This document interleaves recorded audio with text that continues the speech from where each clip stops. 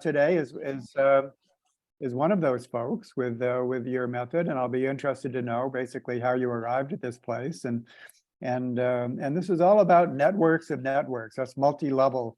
That so far we have all of these ideas that have succeeded to the point of becoming networks. That's the good news. And the bad news is that they're like almost like stars in a galaxy. I love to look at those amazing photographs of the universe, and what you see these galaxies, dense collection of stars, and then you see these empty spaces between the galaxies. And so to actually connect the galaxies, I think, is something that we need to do. And so with that introduction, Cecile, I'm so happy to pass it to you. Super. Thank you guys so much. I'm gonna do a little screen sharing here. Bear with me. Okay. Awesome. Well, thank you. First of all, everyone, I'm delighted to be here with you, and especially delighted to have relatively recently stumbled across this sister science-based effort, deeply invested in a more generative future for our planet and our species.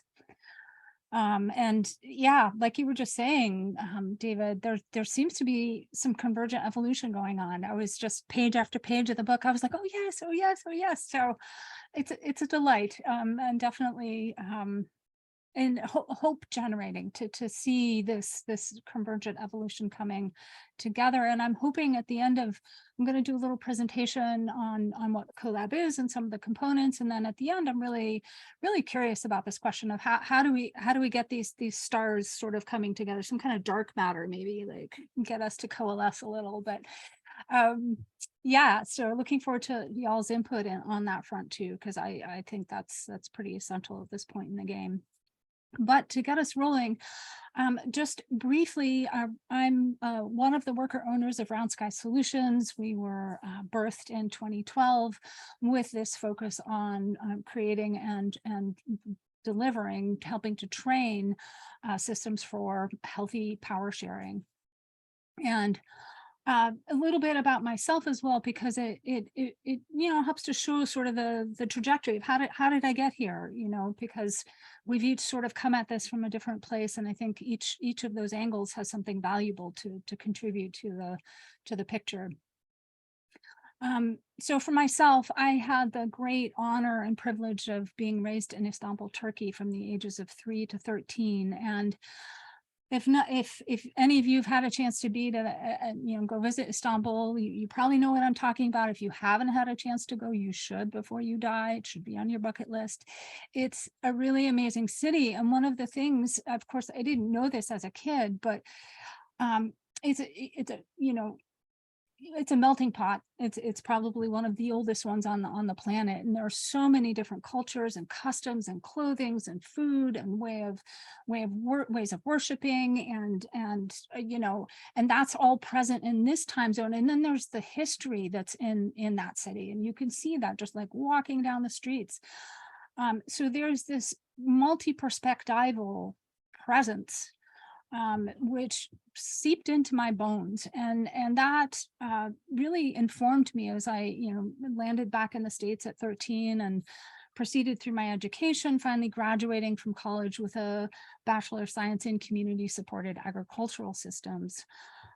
And with that base under me, I quickly became a social entrepreneur and have spent the last sort of 30 plus years in the mission-driven environment, all kinds of different legal structures, from nonprofits to worker co-ops, but with a real investigation into how do we make our planet a better place. And along that journey, I realized that I had an assumption. I'd had an assumption that what I could see in these amazing organizations was that there were so many good people, just really, really good-hearted people with amazing intentions. And the organizations themselves had tremendous vision and potential.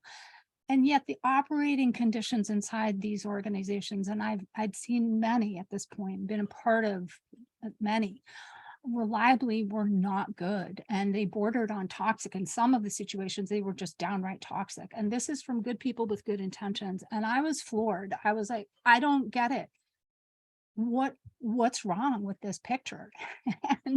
and not just, the good people with good intentions deliver such sort of bad conditions, but also the impact that it had to their capacity to help the world was compromised.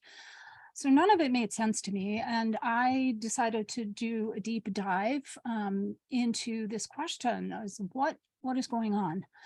And at the same time, I was let's see, my slideshow is, oh no, it is responding. Okay, there we go. At the same time, I was becoming very curious about what I'll call our meta crisis. Not going to spend a lot of time talking about the meta crisis today, but just to show you, these are just 5 of the highest level summaries we could make of what's going on our planet.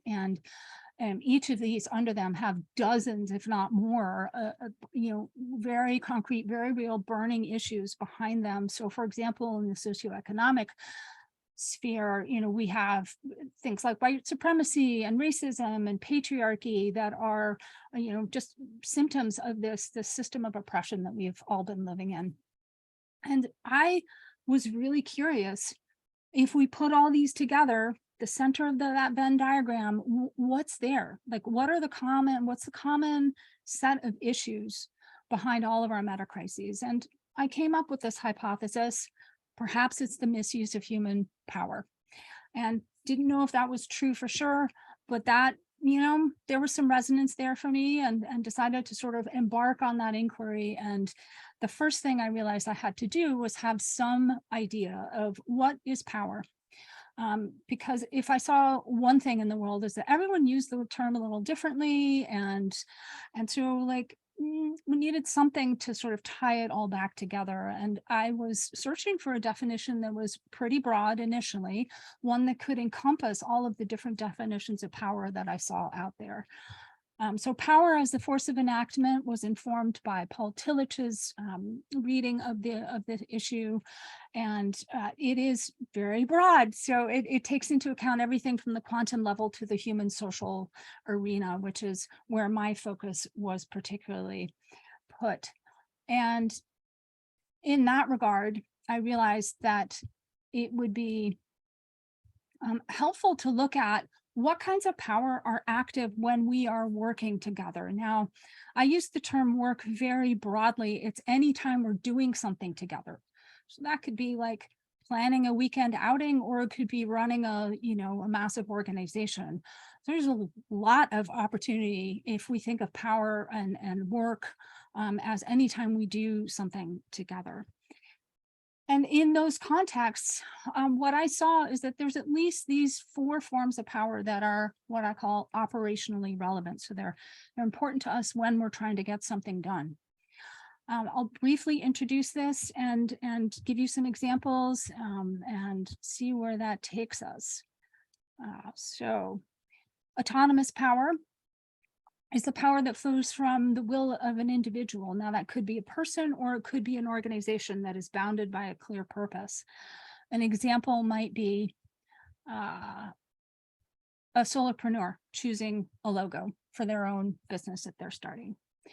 Collective power is the power that flows from the will of many. And a good example of that might be a worker self-directed organization that wants to figure out how to do what it's doing.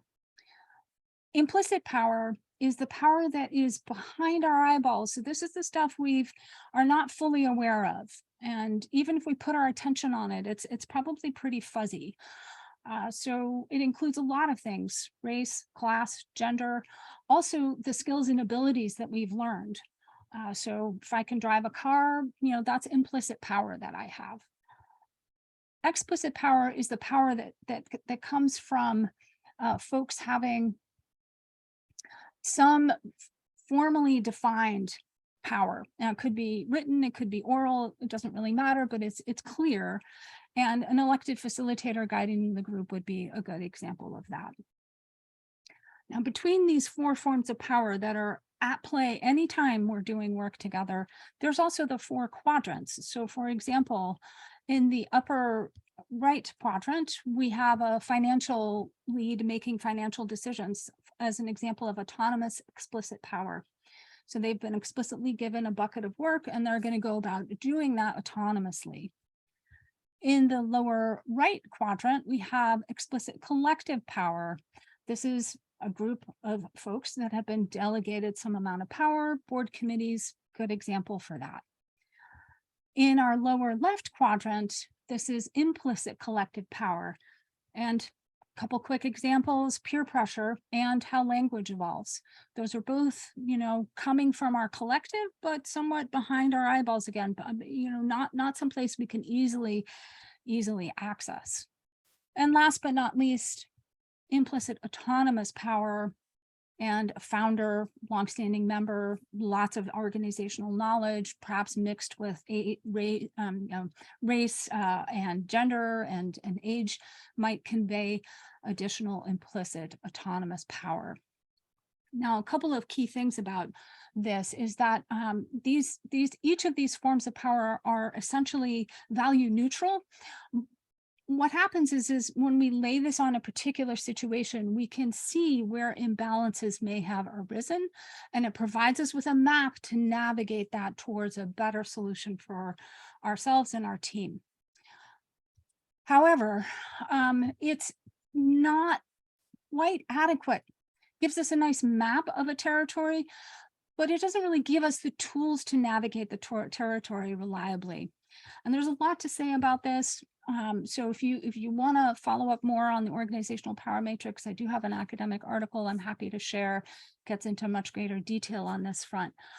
But for today, I also just want to call out the likeness between this and the ACT matrix, which has, that same individual and collective axes, but a different horizontal axis. And there's some similarity there in terms of its focus on helping us integrate the individual and collective conversation. So for myself, I was particularly interested in how do we make this super concrete? I was really personally very tired of being in situations where unhealthy power dynamics were at play, and there was really very, very little anyone could concretely do to shift those. So that's what I was after, something really concrete. And in order to get there, I had to dig a little further into where does power show up in an organization? And the researchers at the Montreal School of Communication shed some light on this question. The essential aspect of this is that we cannot work without communicating, and therefore communication itself becomes a really potent space that we can get in and surgically operate on power dynamics. That was really exciting to me. And so it inspired, some investigation into what is communication and how do we go about doing that surgical work that we need to do. Briefly, again, one of the lenses behind communication that I found super helpful was this idea that all communication contains a process and a content, a what and a how. And yet often our organizations hyper-focus on the what, the content, the outputs, the work we're getting done, those financial reports, and shoves the process off the table, sometimes very deliberately, sometimes accidentally, but nevertheless, the process is often underutilized. And that's what sort of took me into a much more concrete mechanism for identifying how we can do this surgical operation. And I became curious, if communication is the place where we get in and work on power, what are we communicating about? Now, these 7 conversations emerged as things that are already there. So they're not things we should be doing, we're already doing them, but often they're happening implicitly or behind closed doors, meaning with not a very collaborative focus to them. And so just briefly, I wanted to give you a summary of what some of the benefits that emerge when we are able to sort of parse out our communication in these 7 ways. One is that sometimes these conversations are conflated with each other. For example, business model and strategy are often conflated. And the issue with that is that it can take longer to get clear about both of those conversations if we're trying to hold them simultaneously without disambiguating them. Another thing that emerges is that often issues in an organization, symptoms show up in one conversation, but are actually have their roots in another conversation. An example of this might be, I have an interpersonal tension, I have some emotional issue, I have some conflict with a colleague of mine, and I might think it's interpersonal, right? But if we take a moment and have a conversation about it, we might quickly identify that actually the root of this interpersonal tension has to do with our governance. We don't have clear roles. I think you should be doing this. You think you should be doing something else, and we're at conflict with each other. Or perhaps our strategy isn't clear. We're not sure what's a priority, and we're both pulling in different directions. So as a diagnostic tool, it helps us really get to the root as opposed to putting a Band-Aid on the symptoms. And that can be very powerful for a team. Instead of spinning our wheels in the interpersonal and not addressing the root, we get a chance to get at the root much more quickly. So with this in mind, I wanted to call out the relationship between these 7 conversations and the CDPs, the core design principles. For those of you who are new to ProSocial, they are oriented around Ostrom's principles. There are 8 of them. And, David's book on ProSocial goes into great depth. If you want to read more up about it, it's a fantastic book. I highly recommend it. So CDP 1, shared identity and purpose. Clearly, it relates to the purpose conversation, which we break down into vision, mission, and values. Those are 3 separate but interrelated components. You can have conversations about all 3 or just one, depending upon what the need of the organization or the team is at the moment. One of the terms I want to briefly introduce is we like to use the term scope to denote a team or a committee.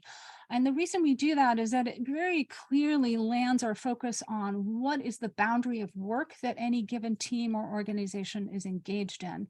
And that becomes their scope. And it's within that scope of work that we also have the authority to self-govern. That's CDP 7, which I'll talk about in a minute. But being able to articulate a shared purpose and to keep that alive as a conversation and evolve our purpose as needed is really key to helping support CDP 1 in action.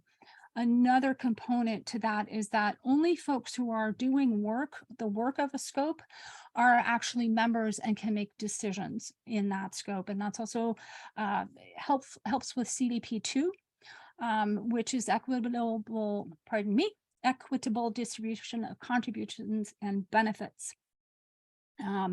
So only those doing the work of a scope get to participate in decision-making as well as the benefits that scope receives. In addition, CDP 2 is supported by creating and electing what we call core roles. So these are things like our facilitator, our scope lead, our scope rep, and there's several more. But they are very helpful at identifying and distributing all of the leadership and management aspects of a scope, and being able to equitably distribute that and also rotate it so that we get cross-training in all of these key leadership and management roles in a scope of work. Now, CDP 3 definitely shows up with looks like my computer may be lagging a bit here. Okay, well, I hope you all can still hear me. If you're having trouble, let me know. I think you're sounding fine to me. Okay. Yep, I can hear you. Okay, great. Thank you. There we go. CDP 3. Yay. Fair and inclusive decision-making. We use an integrated set of decision-making processes, everything from autonomous decision-making within roles to integrative consent for collective decision-making to the advice process at certain points in time. and also the ability to create clear team or scope specific roles and delegate that power. So the authority and the accountability to do that work and to have an agile relationship to those roles, meaning that we can evolve them as necessary, create new ones, dissolve roles as needed within each of our scopes. CDP 4, monitoring agreed behaviors, is enabled through what we think of as the operational conversation, which includes practices like reporting back on our work and reporting forward on what we're intending to do, as well as the personal development conversation, which includes things like performance evaluations and a small group practice focused on specific growth topics for each individual. CDP 5, the graduated responding to helpful and unhelpful behaviors. Multiple practices in the interpersonal support us with this, including what we call an interpersonal tension clearing practice, which is focused on decentering ourselves and focusing our empathetic energy on a person that we may have harmed inadvertently. And as well as a feedback practice, which gives us some really concrete steps to offer feedback in a constructive manner. CDP 6, the fast and fair conflict resolution, is also supported by the interpersonal.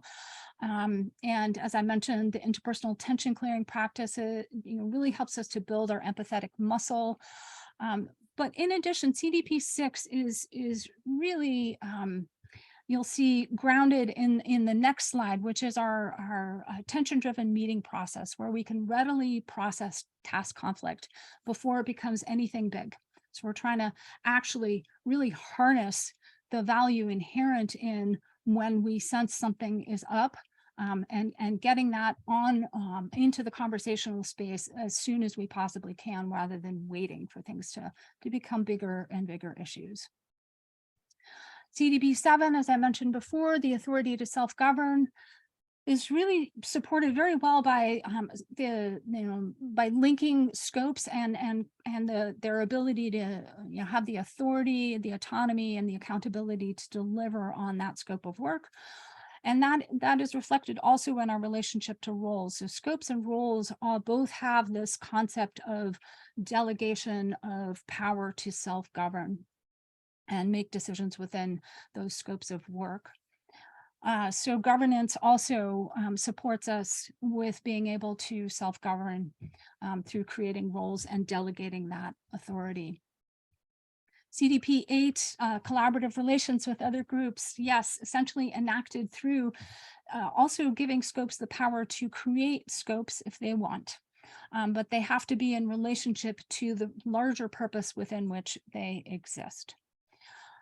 So while all of these conversations are important and helpful for a team to have collaboratively, we're still left a little bit with the question of how to do that. How do we reliably have these conversations when we need to, in a way that is empowering for all of the members of the team? And in my search for that, I realized, before I move on from this slide, I wanted to mention business model and strategy are directly related to the goals process that David lays out in the book, David and his colleagues. So happy to talk more about that. If you have questions, we can tackle those in the questions and comments, but just briefly, those two conversations are directly supportive of goals and keeping those goals real and alive and reflective of what's up for us as a team right now. All right, so looking again for something concrete that we can enables us to practice on a reliable basis.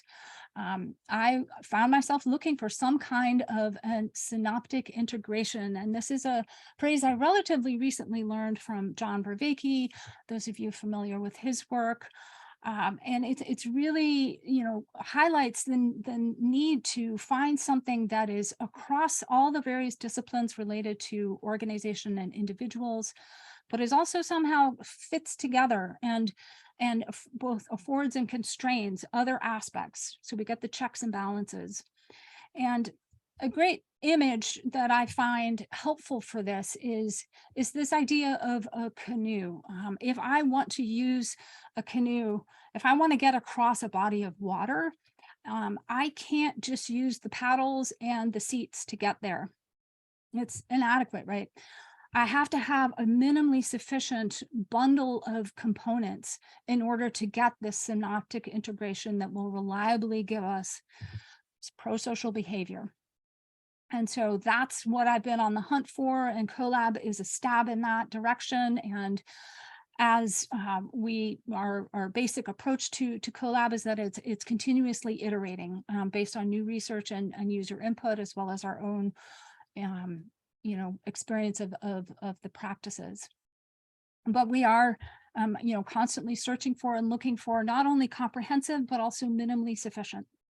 So we don't just want a bunch of things hanging off the boat. We want what's necessary and not more than that.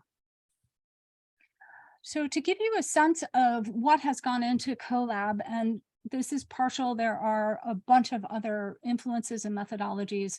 Again, happy to chat further with you about this if you want, but just to give you a flavor, you all are probably familiar with Sociocracy, has tremendous value to contribute to any of these efforts, as well as an appreciative approach to who we are as people, as well as who we are as organizations.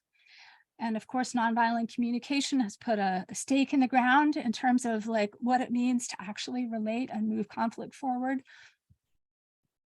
Integral Coaching Canada helped provide us with the core modules for our personal development work. And more importantly than that, underneath all of the work, integral theory itself was a tremendous influence on this synthesis, this synoptic integration, and very helpful in that regard. Holocracy, of course, had some value to contribute, as does things like business model generation, which are specifically about one type of conversation, and Ostrom's design principles. So all of this has really, enabled us to try to create something as and to synthesize it well, so that it's not just a bunch of things thrown together, and we're not asking all of our teammates to go out and learn each and every one of these methodologies. We're providing that synthesis, which enables people to learn it and use it and get the benefits of it without having to go and get really good at each and every single one of these methods. So a place that we have integrated these specific practices in is into our standard meeting practice. And I won't take time today to walk through each of these steps, but what I'm hoping you see here is some components that you've already recognized as best practices. So we think of this as a synthesis of best meeting practices for collaboration. And we think of it also as a central core practice for developing the skills to collaborate outside of meetings. And so I like the metaphor of a dojo. We walk into our meetings as if it's a place we're going to practice and learn and get better at the skills that we then apply to all of the other contexts that we're in with each other as we do work together. So the standard meeting practice can hold space for all of the 7 conversations in a very dynamic and tension-driven manner. As well, we can hold each of those 7 conversations separately if we need to. It's really a dynamic process. Each team has a chance to figure that out for themselves. And also provides us a place to help to manage people who talk too much. There's some very clear and compassionate structures that support with that, and a place for us to talk about who has the power for what on the team, which again can be a tricky conversation to have. And so having a reliable place where that's just what we talk about is really helpful in breaking those barriers down. In addition, this practice is held on what we call a living agenda, which is a simple Google Doc that is visible to everyone as we're meeting, and there's tremendous value in that, including that we can have a template that we're following. We can lay out the agenda items and go through them one at a time. We can all see the outputs we're creating from those tensions. It is very grounding, and it does a great job of enabling procedural fairness, as well as teaching perspective taking in multiple ways, multiple places in the practice itself. So just a short word on why we believe practices are essential in addition to principles. So collab is definitely informed by Ostrom's principles, the cooperative principles, and we ourselves have synthesized a list of at least a dozen principles that we find are essential to being able to enact this reliably. But we also feel that principles are inadequate, and there's a couple of reasons for that. One is that the ability to embody principles is developmental, meaning it's learned and often learned over great periods of time. And that's if someone doesn't get stuck in their developmental process. And so having a place where we just keep coming back very patiently, compassionately to practicing this has shown in action that it's a much more reliable way to get individuals together on the same page, learning the same tools and creating collaborative outputs long before they may have personally integrated and being able to embody all of the principles that have informed this system. So to support the learning of these practices, we have developed a set of meeting practice cards, which are wonderful, tangible little objects that are useful for folks in their meetings, as well as they have a QR code to lead to an online platform with a lot of other information, including graphs and charts and all of those fun things. And as I've mentioned, fundamental to collab is its capacity to evolve itself. And it's already been through 3 major iterations. The last one was last year, 2022. And those iterations are based on variation, selection, and retention. And we will ideally keep moving this evolution forward. So just a sample of some of our clients here. Yes, we've been honored to work with a wide range of different mission-driven organizations and have at the same time developed a set of measuring tools. So really excited to see some of ProSocial's measuring tools when those become available again. And compare and contrast to the ones that we've developed, because similar to you all, like understanding what changes are happening or it feels essential to really being able to evolve the set of tools, as well as to showing folks where it is that they may have more work to do and where they're doing great.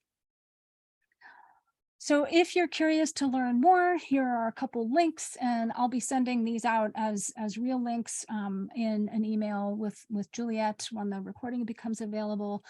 But please do avail yourself of our free resources. There's quite a few there. And of course, if you want to learn more in greater depth, our collaborative leadership certification program, there's a 10-week course as an initial place to begin. And we do work with teams on an individual basis as well. So as we come to the end of sort of the presentation, I wanted to frame up whatever conversation we might have around what it might mean to federate our efforts. How do we get those stars in the galaxy to actually coalesce together? Because while the vision behind collab is for this, sufficiently comprehensive, integrated, continuously evolving set of practices, I'm struck by the fact that that's at the heart of ProSocials and many others. What's ironic for me is that we are competing with each other instead of cooperating in service of trying to sort this out and trying to create a more pro-social world. So I contend that any ecology of practices for pro-social behavior is itself a commons. And that we can, if we are able to federate our forces using the self-same tools, we have the potential to catalyze ourselves into a CAS 1 instead of our CAS 2 status currently, which means we would be far more effective at bringing about a pro-social world than we currently are. And I'll take it one step further and say that we must do this. We have an obligation to ourselves as a species and to our planet to figure this out. And so the question is, how do we do that? How do we go about it? And looking forward to hearing some of y'all's ideas and thoughts about it. But one of the ideas I've had is, and I'll just throw it out there as a way to perhaps seed the conversation, is to create something like a multi-stakeholder platform cooperative where we have investors, users, the researchers, developers, all in one organization together, all with voices and an ability to direct the evolution of this work. Pardon me. And to also be able to generate some revenue from the platform, the actual physical platform software program that is not only teaching these methods, but also supporting in the information tracking of this work, because power is also flows through information, and our ability to make that both transparent and accessible is key to our ability to cooperate. So on that note, I will stop my screen share, and I'm very curious to hear how that landed for you all, what questions you might have, and what input you might have. Wow, I am super impressed. So thank you so much. And my policy is that I'm always the fourth person to speak. And so that means, please, 3 people, raise your hand so I can speak. So let's have some comments. That was so impressive. So who wants to go first? Yay, Mayano. I talk a lot, so sometimes I hesitate to go first, but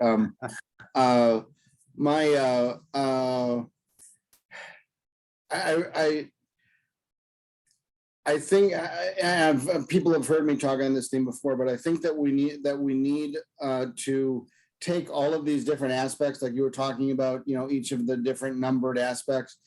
And I think when we present it that way, it's very difficult to integrate. I think that we need some kind of a story that's in a narrative form that explains what's going on, explains what we're doing. Because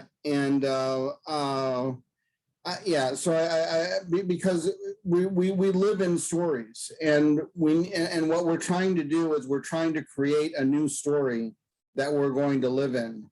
And so we actually need to write that story. And I think that would be something that each of the different organizations that you're talking about could do, and then also could come together and write a story for why they're together and what they're doing together and how they're going to go forward, or something like that.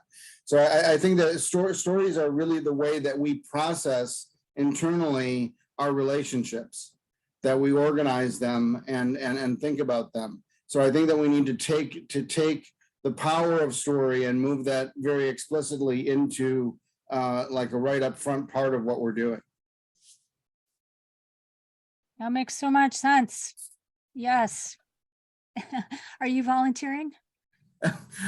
I'm trying. I'm actually, let me ask one more question. I'm curious if you have, do you guys use bylaws and stuff like that? Do you have like a list of rules, and is there somewhere I could look at that? I'm actually right now I'm the chair of the bylaws committee for the Progressive Caucus here in the Democratic Party in Michigan, and I'm also doing I'm helping like 4 or 5 different caucuses rewrite their bylaws right now, to try to be more democratic and things like that. So I'm curious to see if I could get a copy of that.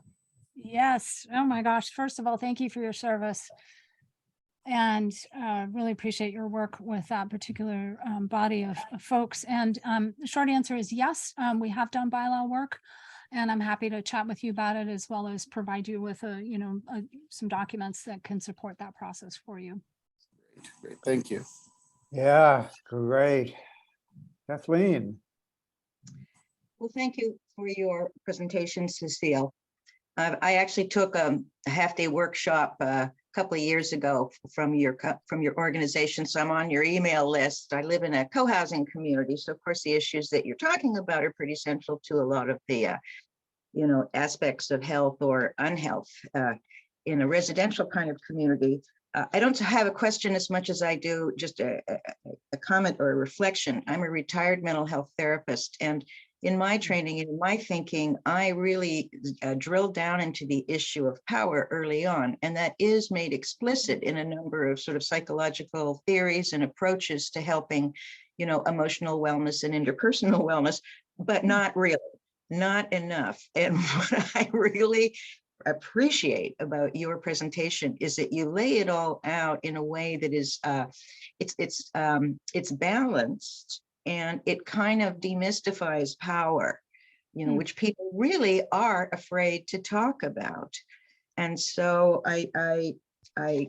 what I found this your framing does help people in organizations, or in my case, you know, it's a community, it's a form of organization. There's bylaws because it's a legally defined entity. It helps people identify what's going on in a way that is not attaching a negative label to power. And when people are assigned elements of power, it allows them to own that without, you know, being overly defensive. So I do really appreciate your work. I love what you said about we all need to get together and have some kind of big integrative platform in the sky.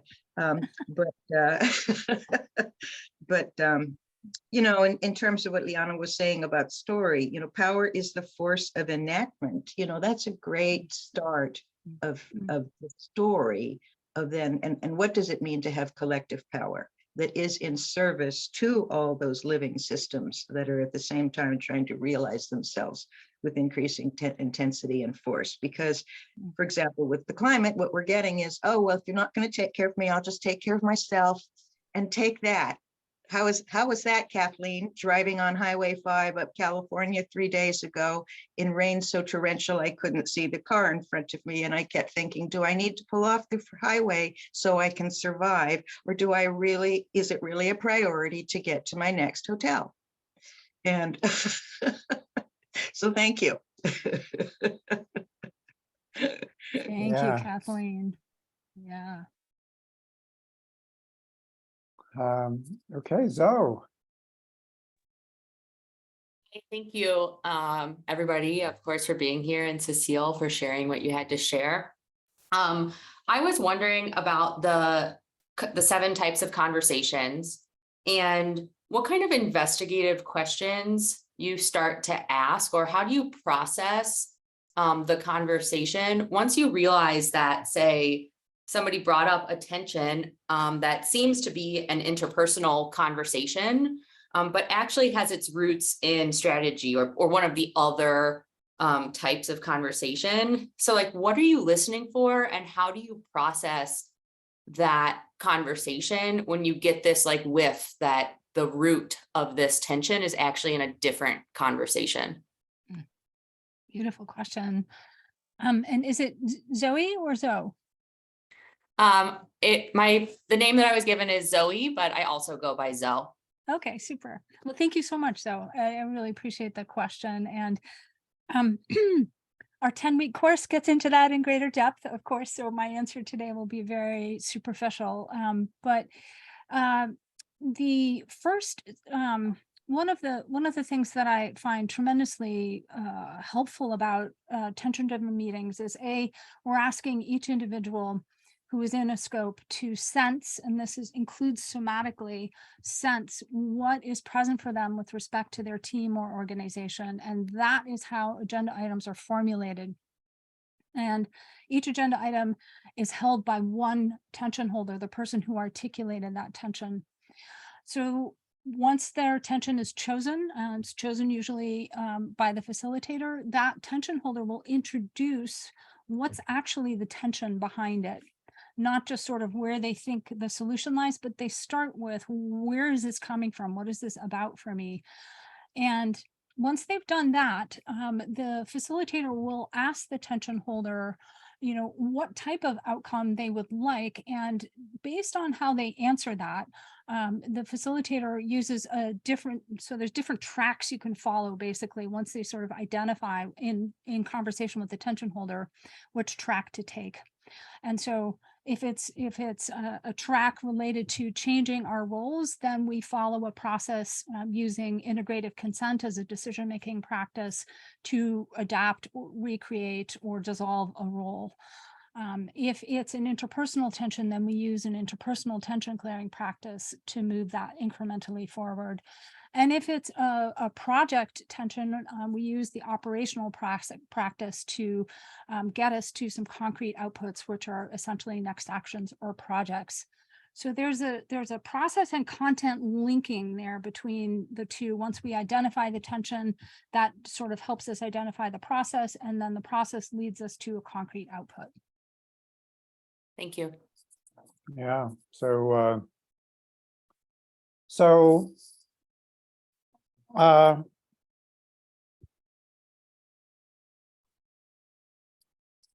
really impressed. I mean, you're quite ahead of us, I think, in many ways, in terms of working with groups and having some of these things down. I think in some ways we have a lot to learn from you, and also that there's an infinite market when it comes to, like, are we competing or are we cooperating? We're cooperating because it's an infinite market. I mean, so many organizations need this, that we're not. I mean, there's such a increasing the size of the pie is so much as opposed to slices of the pie. So I think that there's every reason to have a collaborative attitude towards, which of course you do, and you listed so many other organizations. You listed Sociocracy, you listed Holocracy, you listed Integral, you list,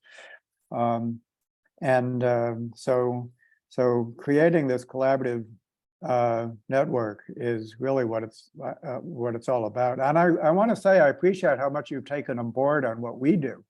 So I mean, thank you for reading our material, and when you said you know, CAS1 and CAS2, that really was for you to appreciate that distinction.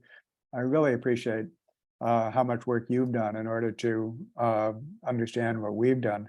And I have a very practical question, which is, so often we think that we have something of great value to offer groups. And I think when we manage to succeed with groups, then they appreciate that too. And so after you can begin, but beginning is really hard because so many groups they're so busy, and when you approach them, they say, well, yeah, I guess in principle, but I just can't fit anything more in.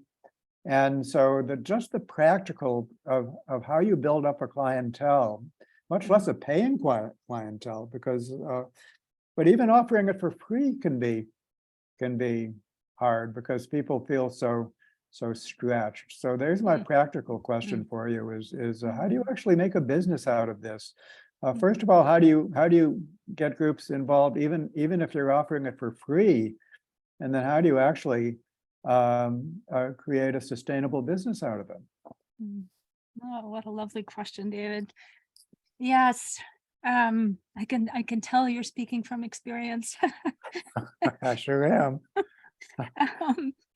Well, one of the powerful things I think about Collab's methodology is that it is grounded in something that every team does already. They meet. So it's a relatively simple process to shift up their meeting structure, and often we're integrating parts that they already have and just adding little bits. So it's not a complete shift. And just starting with that standard meeting practice as the set of tools enables us to then over time build in the other components as they're relevant to that team. For example, if the team doesn't have any business model tensions, we don't talk about that until they do. And then it's really relevant. And so the tension-driven process inside the standard meeting practice is kind of magic in that way. And furthermore, most teams that implement the standard meeting practice find themselves being more efficient right away. And that's a huge win. It's one of the things that convinces many teams. And so that's really helpful. But also, I believe starting with a pilot team, especially if you're working with a larger organization, starting with a small pilot team is essential because it enables the material in Collab to begin to be digested and metabolized. And then from that experience, the organization can then essentially self-organize to figure out how to implement the rest of it. into the rest of the organization. So the incremental approach also enables them to take it on, and especially once they've seen some success from the pilot team, that is also motivating to folks to Could take you this say on. a little bit before we move on? Could you say a little more Yeah. about that? Because we have that notion also, and we call it a sprint group. That Yeah. the same principles that work for a large organization, that's an ongoing organization, can work for a team basically that has a very circumscribed purpose, an amount of time to do it. We call that a sprint group. And we do think, in principles at least, that if you introduce the utility of these ideas in a sprint group, then the larger organization can appreciate it, and then they can expand within the organization. So Beautiful. so Yeah. is that pretty close? Does that exactly describe what you're doing, or does it only approximately describe what you're doing? Well, I'd say it's pretty close, David. It's the one difference it's unclear to me like how well pro-social tools are like sort of work people do on top of their existing work versus is their existing work. And with the standard meeting practice, we're working with their existing work. Yeah, And Yeah. so there isn't the sense of like adding additional work on top of it. yeah, that's really Which I super think important. really helps. And they can see those immediate benefits to themselves, even in that meeting, right? So that might be the one sort of shift that might help your process. Yeah, thank you. Mhm. So I'll yield to Bruce and then put myself right back in the queue. Bruce, Uh, before we get started, Bruce, sorry, just one moment. I know there was a question from the audience about CAS 1 and CAS 2, and I just wanted to say briefly, CAS stands for Complex Adaptive System, and a Complex Adaptive System 1 is a type where the system itself has become a very clear entity of its own. It basically has its own boundary around it, whereas a CAS 2 is much more distributed. And I probably butchered that explanation. Feel free to correct me, David, but No, I love that's- I love hearing it from someone other than myself. So all right. Sorry, back to you, Bruce.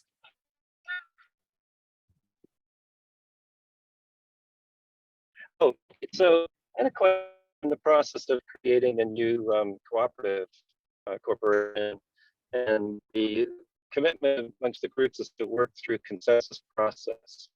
And so I'm just wondering how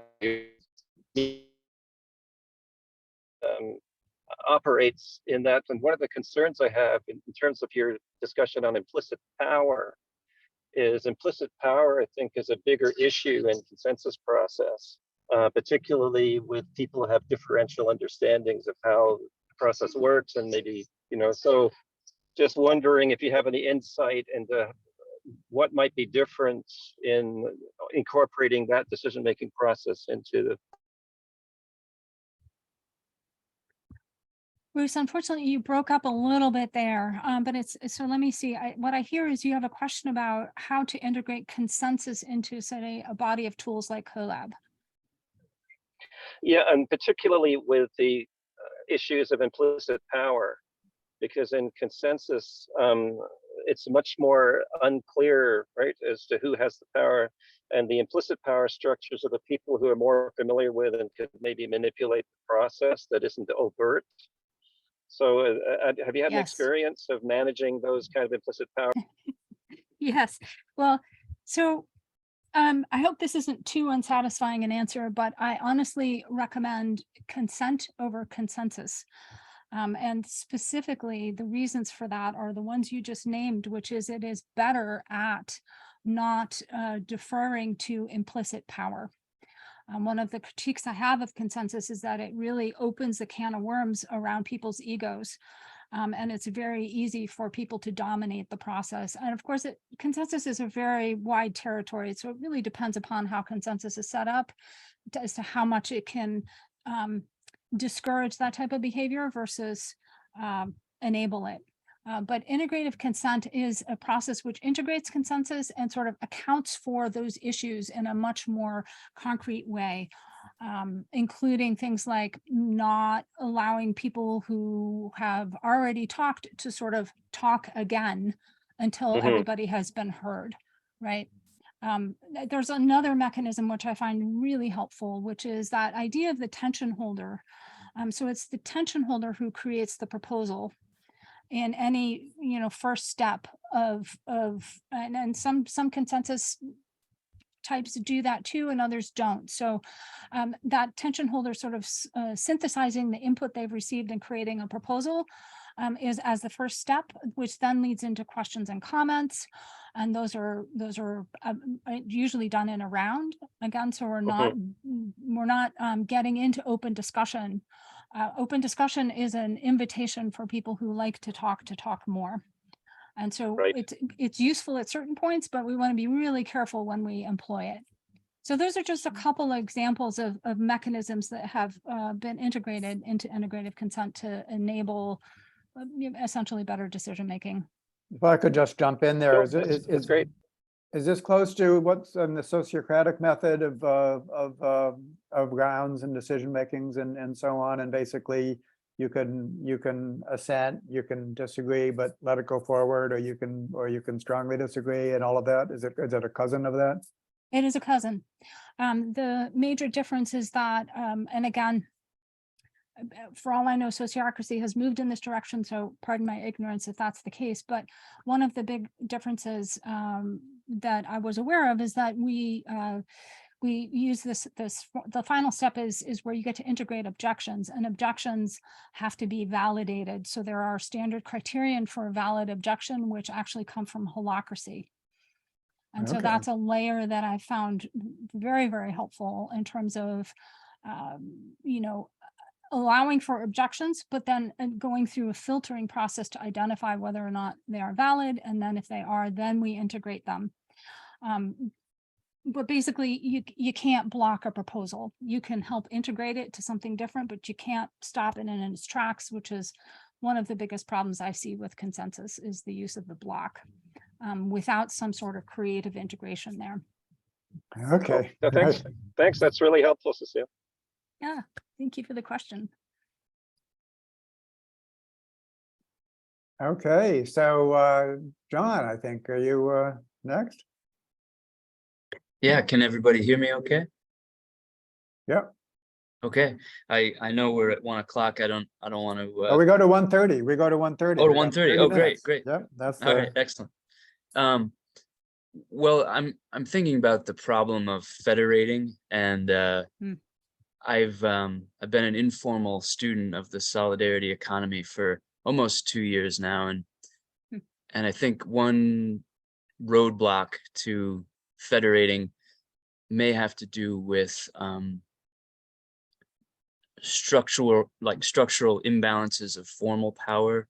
I'm thinking for my own part, like I've done a lot of reaching out to organizations to learn about what they do, and have gotten a pretty frosty response. Like there have been some great exceptions, Round Sky being one of them, but on the whole, I find inquiries go unanswered and unresponded to and things like that. So I think that's an example of like a person at the individual level trying to contact an organization, and that's a structural, formalized imbalance of power. But then I think about organizations, let's say a worker self-directed nonprofit or something, trying to reach out to a potential grant maker, and there's another formalized structural imbalance of power. So I feel like the problem of federating may have to do with that, and just wanted to throw it out there and see to what extent it resonates with others. So thank you. Yeah, thank you, John. I think that is definitely going to be part of the challenge. My 2 cents worth is that I think it's going to take 3 organizations who are willing to do this to come together and to set up a system where the individual user, so the individual in relationship to that larger organization, we're actually conferring some power to that user. They actually have a role in the organization as opposed to being an external resource that we're just sort of extracting money from. It's a very different relationship that I'm proposing. And I don't know if that would fully address the structural power issues. I fully acknowledge that this is, it hasn't happened for a reason. It's not going to be easy. But I believe that it's doable and important that we do it. Yeah. Oh, okay. Rich. Yes, hello, everyone. I am also very impressed by the presentation. I'm on your mailing list, so I have seen a short presentation about your work at Round Sky before. And anyway, I am speaking just to try to get myself on the playground here. I just see this as a wonderful group of people. And I've been in an intentional community for about 25 years in northern New Mexico called Hummingbird. And I was a psychotherapist and wellness coach in Boulder, Colorado I'm 74. So I'm getting ready to start a business that harvests my life learning. And the name of the business is called Humanity and Transformation. And it goes from personal psychotherapeutic skills to community-based and then to different scales about what is the common curriculum that we all need to transform the way we relate to each other from what I think of as an egoic system of, and I love it that you pinpointed communication as the first system to transform, because I got that when I was a psychotherapist and taught communication skills, is that we learn to communicate in win-lose power dynamic ways. And of course, the alternate system we're attempting to come into is a win-win, multiple all benefits kind of processing mode. And once we get that understanding, and then it starts inside ourselves, because inside ourselves, we're conditioned into a self-structure that is embattled with itself, the persona, the shadow, the parts that aren't integrated don't have a voice, they're second-class citizens. So it's like my passion has been, what are the essential capacity upgrades we're attempting to do in this transformational process? And yet, I really love the first share about storytelling, because my interest is in starting with the divine story. What is the divine intelligence up to, and how does it do it? What's its behavior? And how does that translate into human story? What's our human story? And that we live in transformational times is, for me, the sort of core context to get about what's happening on planet Earth right now. And so how do you engage that transformational process in a conscious way? So anyway, I'm just trying to say I would love, and I haven't got my website up yet. We just got burned out in the worst forest fire in New Mexico's history last year in our area. So we're still coming back to get our foundation. I'm transitioning to a different home to be able to get set up in and all that. But I'd love to say I want to be on the playground. I'd love to explore both. I will be learning from you. I expect to take your 10-week course. And ProSocial, it was on my radar screen from a Gen summit a year or so ago where I saw a presentation. I think this is where it's all happening for me. It's like on the ground, how are we learning in our little laboratories of trying to work together to cooperate to build all sorts of fractal variations of a better world? And I want to be on the playground with you. So that's what I'm sharing. Look forward to further connections. Welcome to the playground, Rich. Thank you for being here. Yeah. That's great. Yeah, and I guess I'll wait my turn. So go on, Lano, and I'm up next. Okay. So I have some kind of really kind of nitty gritty kind of questions. Like, for example, I had a hard time getting the people on our rules committee to agree to meet for 2 hours at a time. They wanted to meet for an hour. And so I'm wondering, like, how much time do you feel is required, and how much time do you have to commit to being in an organization where you're using these processes? I'm not sure how you measure that exactly, by week or by month, or I don't know, but how much time do you feel you have to commit? And given that it has to be more than what generally happens. I mean, here there's a lot of people that, they show up on Zoom and they, and they participate and they vote and all that kind of stuff, but they don't really do much otherwise. And it's really hard to get engagement like that. So that's one question. The other question is, do you find that there's a big difference between in-person and online? In these kinds of organizations and their meetings. The other thing is, you're talking about how you use their issues to train them on your processes. Does that mean that you run the meetings for them at the beginning when they're just learning, or do you have to, what does that process look like? Awesome, Niano. So many lovely questions. I'll start with the last one first. We do some of direct facilitation of teams, but mostly we train the trainers. And so we're training the individuals from the organization who will then go back to their teams and train the teams. So internal trainers has been more effective in our experience than using external trainers to teach a team for a couple of reasons. One is that knowledge is then retained in the organization, doesn't depart with us when we leave. And also it's a friendly face, and we really get the sense that this is stuff that needs to be integrated in the team. It's not an expert who's going to save you from your issues. But regardless, there is a learning phase at the beginning, and we find it takes about 6 weeks for 6 repetitions, I should say 6 meetings. Again, we use the existing team meetings to do this work. It takes about 6 repetitions for folks to, in general, get the concepts and get the new flow. So having a trained facilitator for that period of time is essential. In terms of online versus in person, we do most of our work online. So I can say that this works fantastic in online environments. In fact, the combination of the living agenda and the process toolkit and the online environment is tremendously grounding for most online teams.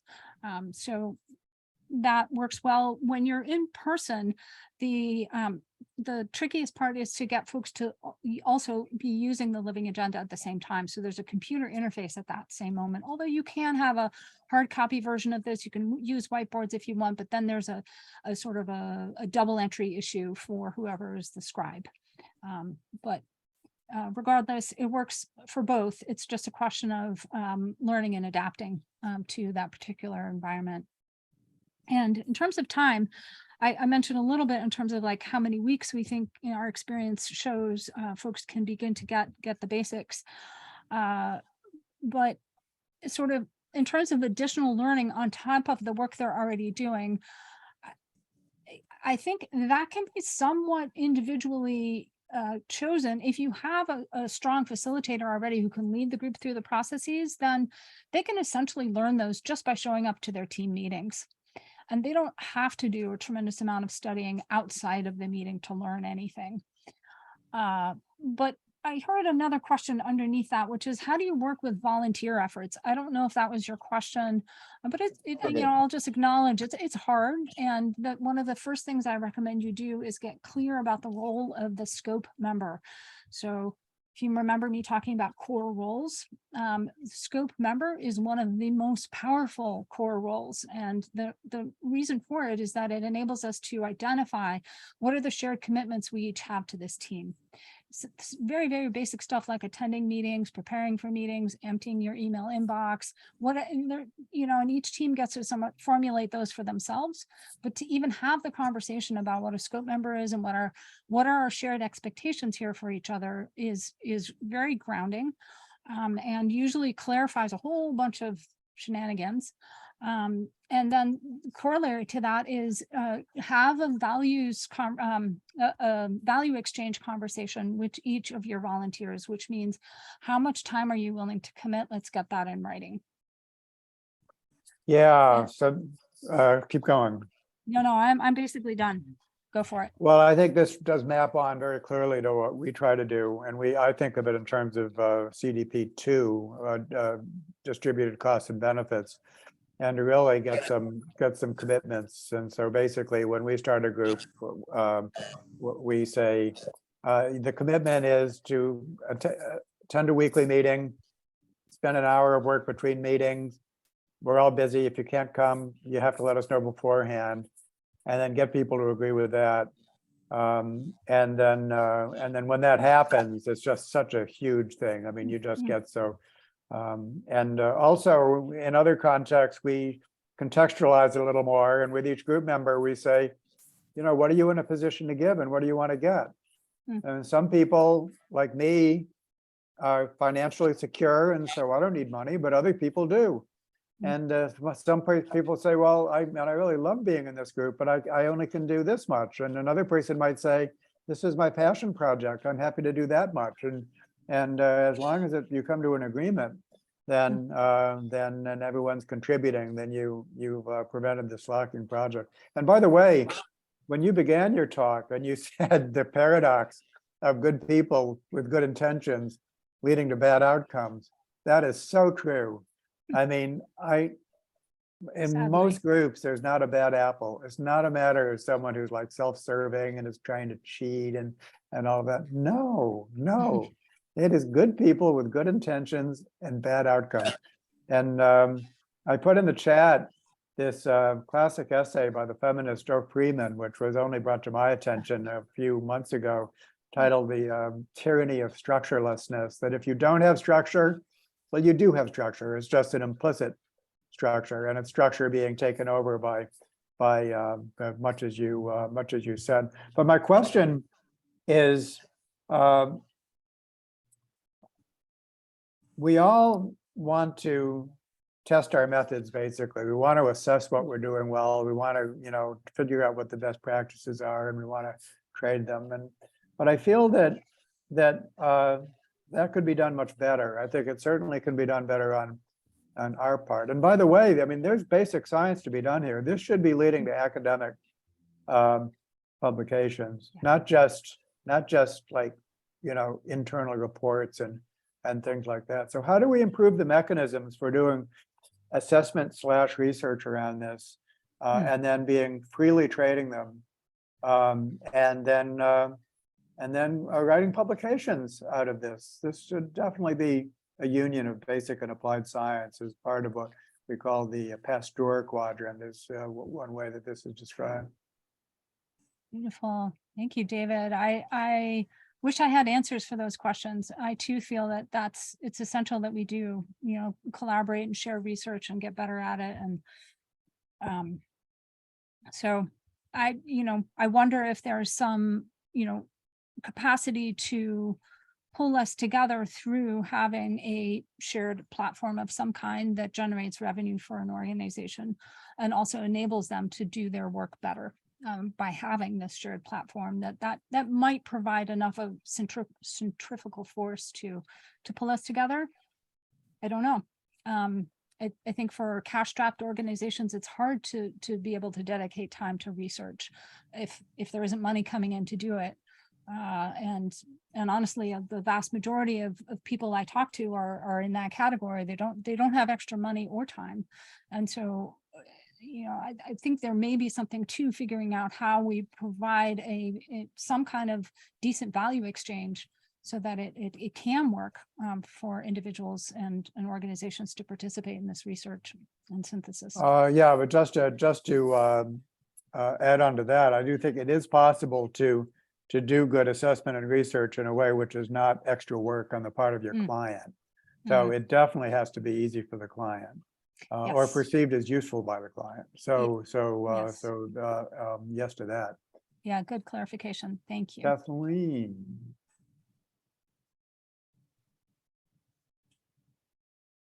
You're muted. Thank you. I'm also mindful I'm somebody that has a tendency to talk a lot, but this particular topic, these issues are very dear to my heart, and I've been exploring them for a long time. You've touched on the importance of the facilitator a couple of times, Cecile, and I can't emphasize that none of these systems work unless you have a facilitator that is well trained and can do that synoptic integration in his, her, or their heads in the moment. I still have to check myself when I hear comments about consensus, which was my first love. Consensus does not allow a single person to block a decision without the implicit agreement of the group, who can't identify that their own values are being violated by that person. And that has to be articulated by the facilitator, and so that the block is set aside if it doesn't meet a certain criteria. Same with sociocracy. I work extensively with sociocracy. Sociocracy doesn't necessarily work well unless you have a good facilitator. You mentioned that you had gone through the ProSocial facilitation training, I believe, Cecile, in cohort. Oh, okay, then I'm wrong. Yeah. But as somebody with a lot of knowledge about various facilitation techniques, what your system does is map on beautifully to the ProSocial facilitation, because it really surfaces more about the importance of the different conversations and being able to help people in the moment, sort of lead them to what it is that's going on in the group is vital. But it does take training, and really you have to bring multi-level perspective in the moment to do that, and do that well. So I appreciate the kind of training you're offering. It synthesizes really well with the ProSocial approach in terms of the use of the ACT matrix and our STAR or radial assessment process. There is wonderful synthesis that's going on and bubbling up. And the last thing I'll say is that the problem is, though, that our system only works if the organization itself is committed to power with, the dynamics of power with versus power over. And that's a problem with getting this message into higher level academic research departments in organizational psychology is, what are they controlled by in terms of the funding? So, but that's an important part of the message. It's simple, the value of power with versus power over collaboration, and getting the work done on that level. And So I want to just, and I mentioned, let's mention Ryan Eisler, Yes. who is all about the power versus partnership, dominance versus partnership. And she spoke last semester. We have a recorded seminar from her, but she is definitely a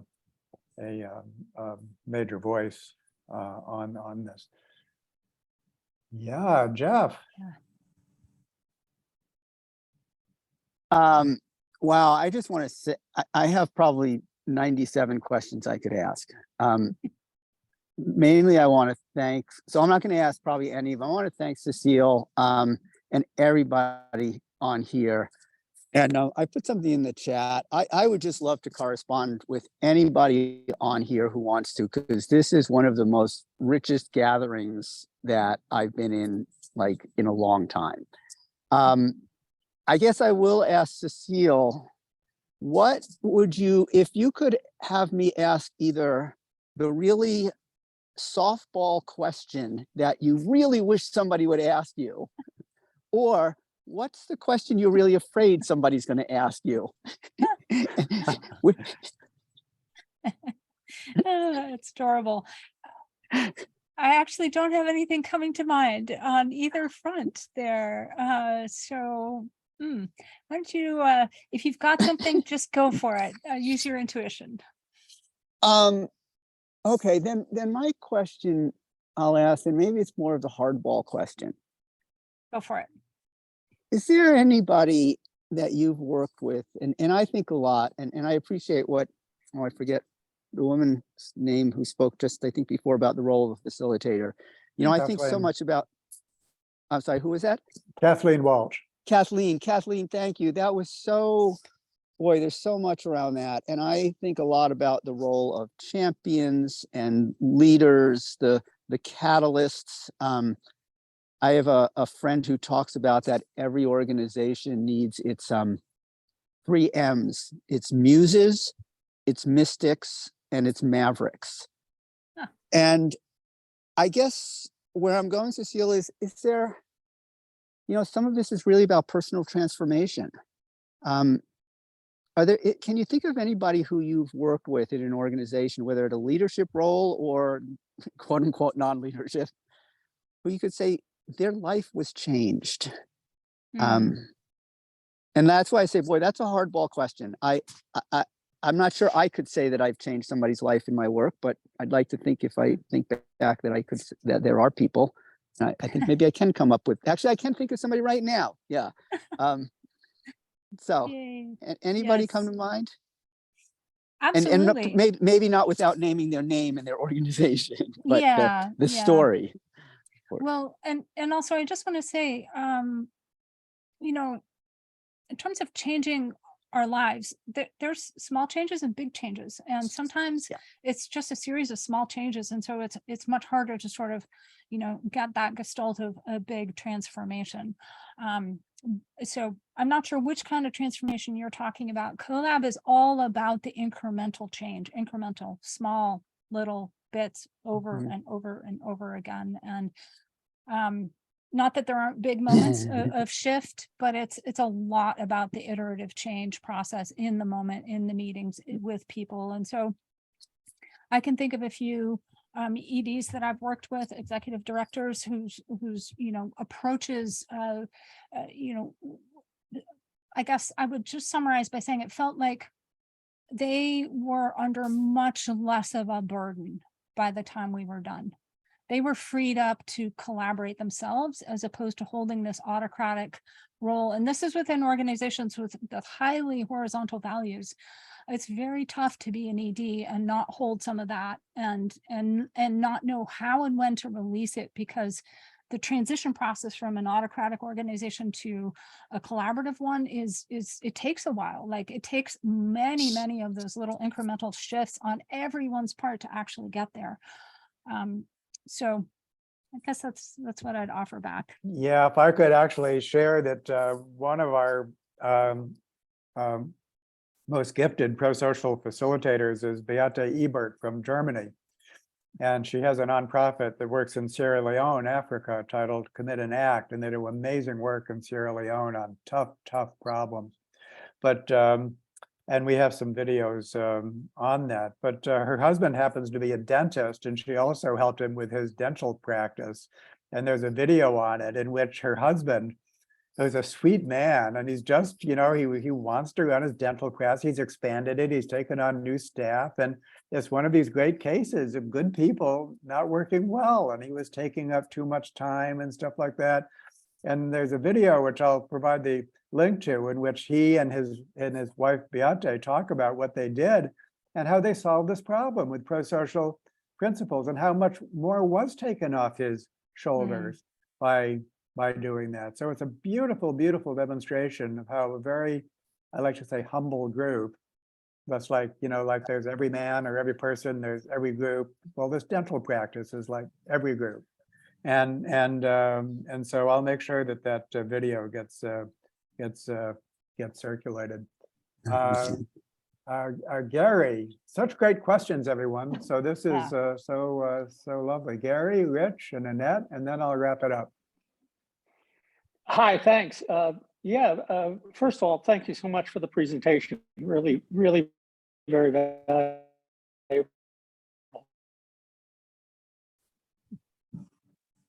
Uh-oh, Gary. Gary, let's We see, you're lost ya. broken up.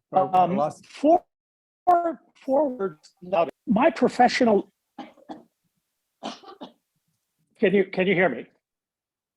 For the moment, yes. You might want to turn off your video just to increase your bandwidth. Okay, got it.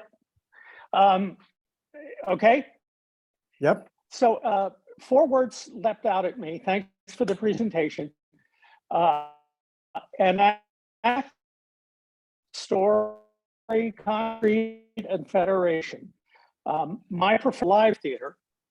So when I hear words, I hear them through a very, very specific lens, the lens of enlivenment. How do they become more than concept and words? Just like how does theater become more than words? Enactment and story are very relational. Every play has a story, but not every story is a play. And what's missing is the life, the embodied enactment. So my work has always been in how do you mine and facilitate the emergence of this embodied enactment. Concrete is a word that has a little difficulty for me. I've done a lot of building along with other things. Concrete always implies solidity, but concrete in truth is only a slurry that's put into a bunch of forms. And it's the forms that create the framework that we allow it to solidify. And so I'm just always very cautious about using that word because I think everything's really always simply a process of flowing. And in terms of federation, nothing much to add other than it feels to me like we're just in the midst of creating a lot of multi-leveled plays. And in my nomenclature, that would be just different fractals of living truthfully into as yet imagined circumstances, an imagined world. Thank you. All right. Do you want to respond to that, Cecile, or we move on to the next? It was beautiful. Thank you, Gary. Okay, can move on. Rich and Annette. Yeah, beautiful. Again, I love this, and I so appreciate the common passions and interests that we all are sharing. I just want to comment on one of the threads that I was picking up about your interest in doing research and the question about people finding time to learn. I come from an academic background, helped found a graduate school in Boulder, Colorado back in 1980 that died, but eventually got transferred and absorbed into Naropa Institute. And so I like to realize, when are people receptive to learn? When they know they need to learn something and they commit to a program to do it. And in our community, 25 years, I mean, we're wonderful people. And I just have found just to establish the appetite for a learning culture that really realizes we need to learn things to upgrade our capacity rather than this sort of perspective. It's a meme, it's a values meme of it's all inside ourselves. And if we dance together, what we need to know will emerge out of our shared genius. And that leads us to probably a lot more conversations about talking about stuff. And it doesn't happen we've defined a term called transformational lab, but people don't show up. It isn't stabilized. So now I'm saying solution. One of my ideas, and I think this idea of our federation and a shared platform could lead toward, I would love to see, I'll just say us, establish a global university whose purpose is to train people to know how to create the new reality. And that people sign up for that when they know, oh my God, I want to learn how to do this. And I want to transform this world. And what are the skills and capacities that we all need to learn to be able to do that? Because I totally agree with what you said, Cecile, at the beginning about, I mean, that was one of the things I witnessed in our movement, or the intentional communities movement over 25 years, and not just the intentional communities movement, but really good-hearted people with great visions. And I called it the crash and burn syndrome. It was like, what is it that gets them together? They're all excited, and then power dynamics inside their own, groups. Yep. And it doesn't land. So it's like I really feel like, Buckminster Fuller, you don't change something by trying to change it as much as you build the alternative until what's happening is obsolete. Bad paraphrase, but it's like I do believe in on the ground incremental changes with people that are trying to do it on the ground. And what I really get excited about is claiming a space for people that are drawn to it to learn what it takes in a whole cluster of skill sets. Call it a bachelor's, a master's, or a PhD, whatever you want to call it, certification program. What are the essential core curriculums? And then the university is a birthing center. It's a laboratory. It does research, and it has projects, and it's spawning them all. And then there's this support system of people talking to each other. How's it going out there? And what are we learning from each other? And so anyway, I just want to throw out that idea as something that might actually be a seed within this idea of the Federation and collaborating together amongst ourselves that could actually turn into a birthing center based in an educational function when people know they need to learn something, have an appetite for it, and don't just try to piecemeal a little bit into meetings here and there. Just I'll return to that, Rich. I'll return to that in my closing comments. Cecile, do you want to comment on that? I do. I just briefly, thank you so much, Rich. I really agree with your perspective that this is an ongoing personal development journey. It's one of the reasons why the personal development conversation is part of the organization. It's not secondary to it or outside of it. It is part of it. It's an essential component.